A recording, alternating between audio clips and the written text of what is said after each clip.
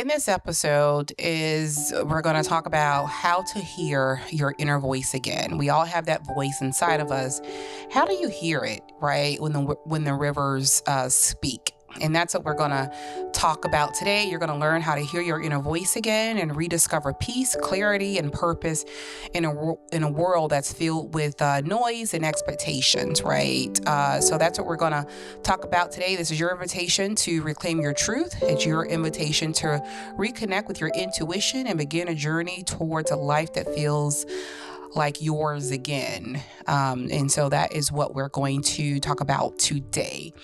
So let's talk about the noise that drowns us, right?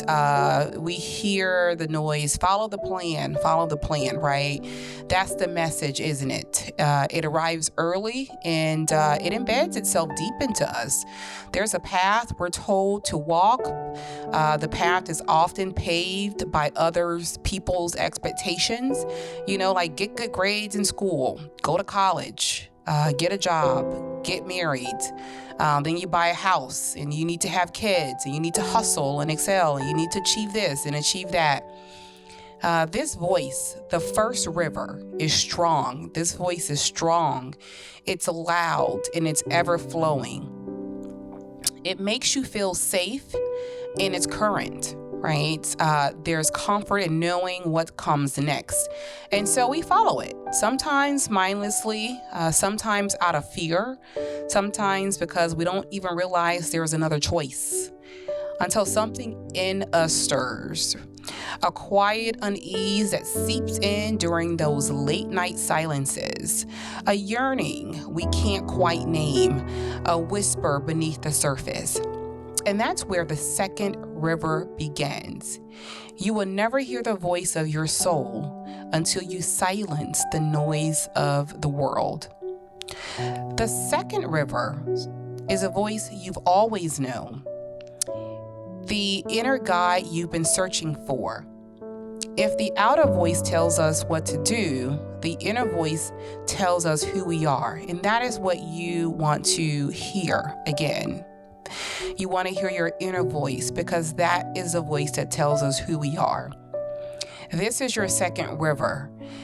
The one of intuition, soul, and embodiment has always been flowing, but it's a soft voice. It's subtle.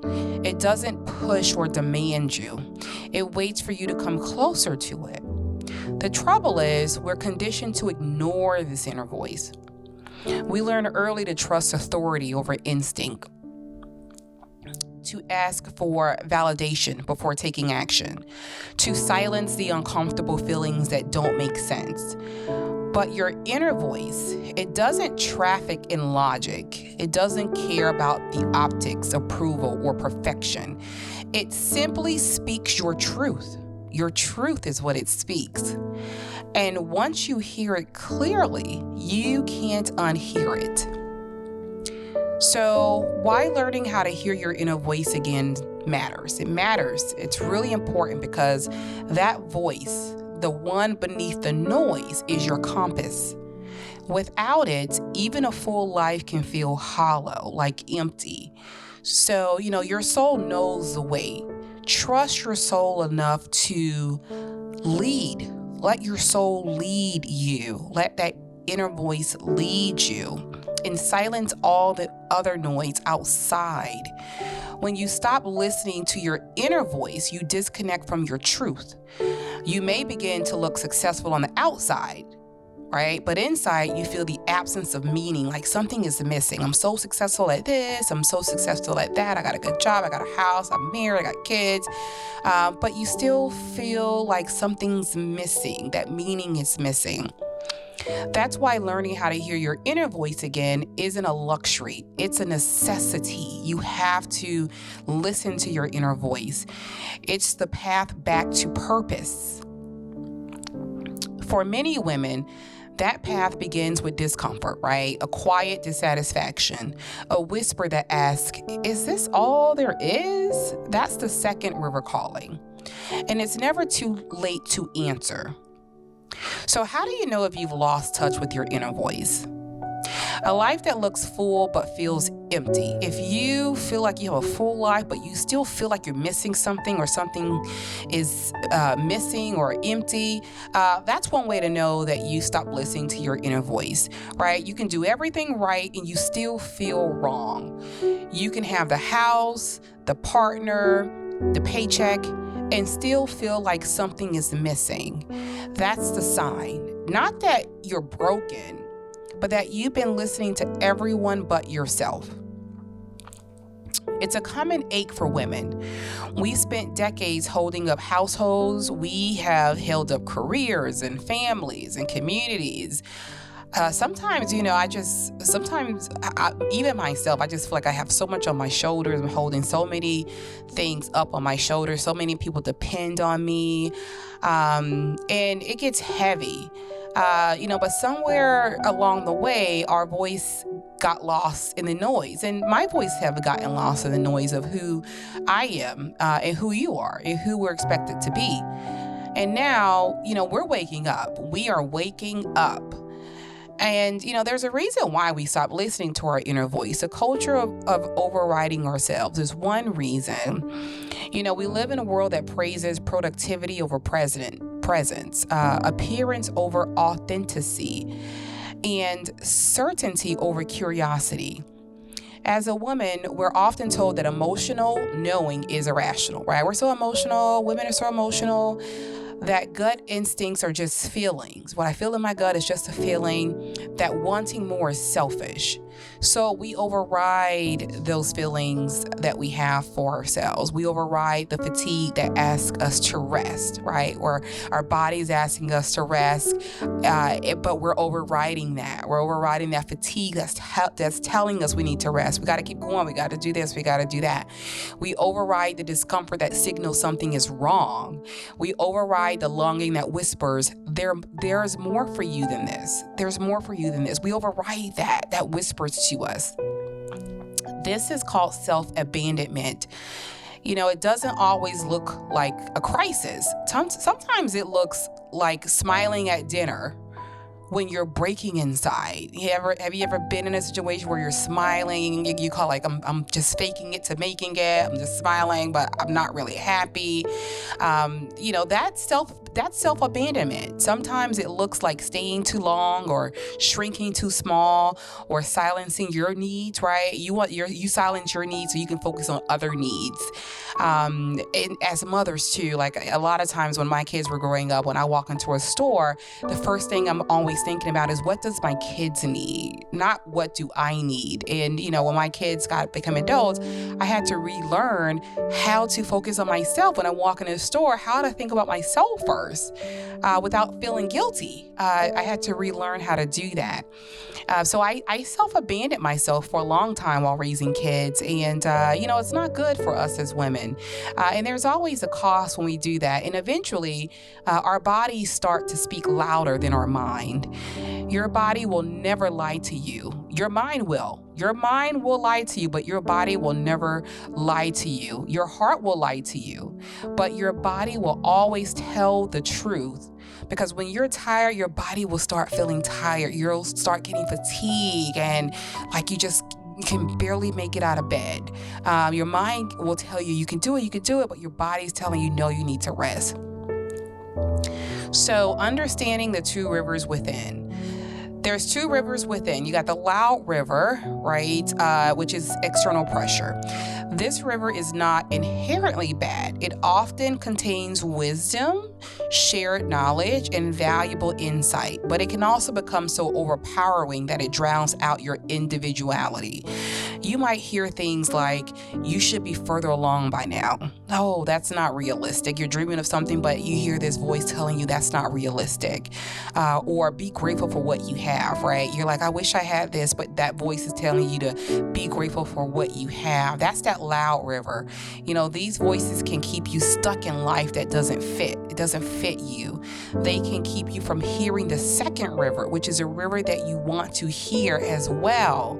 It's just that loud river, that external pressure, a lot of times just overrides that inner voice and that inner quiet river, which is your inner wisdom. And that's what you really want to listen for as well. So this second river is softer. It's the voice that says you need to rest, or try something new, or this isn't working for me anymore. It doesn't scream attention, it whispers. And that's why so many women forget how to hear their inner voice again. The noise just drowns it out. But your inner wisdom never leaves, it waits.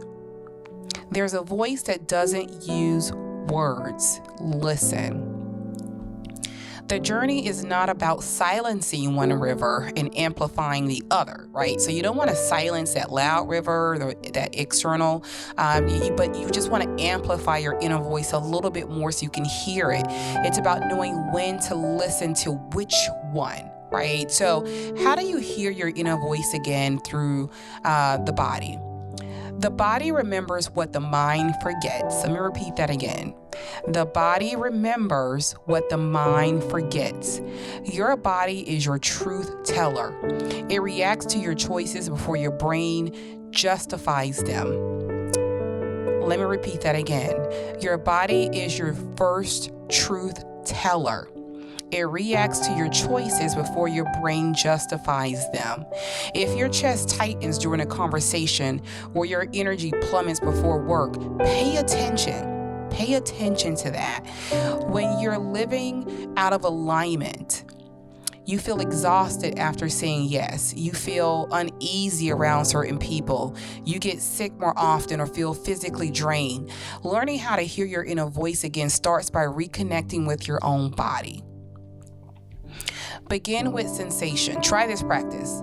I want you to try this practice. The next time you feel off, ask yourself, where do I feel this in my body? I want you to notice the tension, the tightness, the ache, and then ask, what is this trying to tell me? Let your body answer. Your body will never lie to you. Again, your mind will, your heart will, but your body will always tell you the truth. And over time, this practice will strengthen your connection with your inner voice. So a few steps to hear your inner voice again. 1, create stillness. Silence is not a void, it's a doorway. In a noisy world, silence becomes sacred. If you want to hear your inner voice again, you need space where that voice is not competing. So like a 10-minute morning meditation, a walk in nature without headphones, or journaling in bed before you go to sleep. Just find stillness, silence, a silent place, right? Where you can just kind of create stillness in your life. Acts don't demand. Rather than forcing clarity, try gentle inquiry of yourself. What do I need right now? What's no longer serving me? What does ease feel like? Write these in your journal. Sit with them. Your inner voice may not answer immediately, but it will speak to you. And make room for whispers, right? We often expect our intuition to yell over the noise, but it won't. That's not how it speaks. It speaks in nudges and shimmers, curiosity. You don't need to be perfect to hear it. You just need to be willing to hear it. So the way you do that is you create small rituals to reconnect. A morning walk without your phone. Again, journaling with the question, what do I need to hear today? A 5-minute body scan or a quiet evening tea while you watch the sunset. These aren't tasks. They're not tasks. I'm not giving you homework or tasks to do. These are portals back to yourself. So what happens when you begin listening? You remember what you forgot. Your dreams, your values, your desires, they didn't disappear. They were just buried, right? So when you start listening to your inner voice again, those old passions are resurfaced. New clarity emerges. You realize, I never really lost myself. I just stopped showing up for her. And when you show up again, your decisions change, your relationships deepen. You begin to walk through life not with performance, but with presence. You start listening to the quietest parts of yourself, and that's where you finally hear the truth. That's when you reconnect with your power. When you hear your inner voice again, you become less reactive and more rooted. You stop seeking approval and you trust your own judgment, and your self-worth stops being conditional. So you start living with attention, right? You live with intention. You make decisions from alignment, not out of fear. And you start saying yes to things that excite you and no to things that drains you. You begin to live from within, right? That's really, really important. This is not just empowerment, it's embodiment. It's like you're coming home. So those are the things that you need to do to listen to, those rivers. And it's important that you balance the rivers as well. There's things that you can do. And I'll leave you with this, right? Many women think hearing their inner voice again means walking away from everything. But wisdom lives in integration. You don't have to reject the world. You just need to prioritize your truth within it. This is discernment, the art of knowing what to keep, what to question, and what to release. Again, the art of knowing what to keep, what to question, and what to release, let go of. You don't have to reject the world to be true to yourself. This isn't about choosing one voice forever. It's about integration. Wisdom often lives in both rivers, not just one, in both rivers. You may still need deadlines and schedules and checklists. The outer river has its place, but you can learn to move with intention instead of momentum. Right? The goal isn't constant solitude or detachment. The goal is sovereignty, knowing when to follow, when to pause, and when to lead. It's a dance, and you're allowed to choose the rhythm.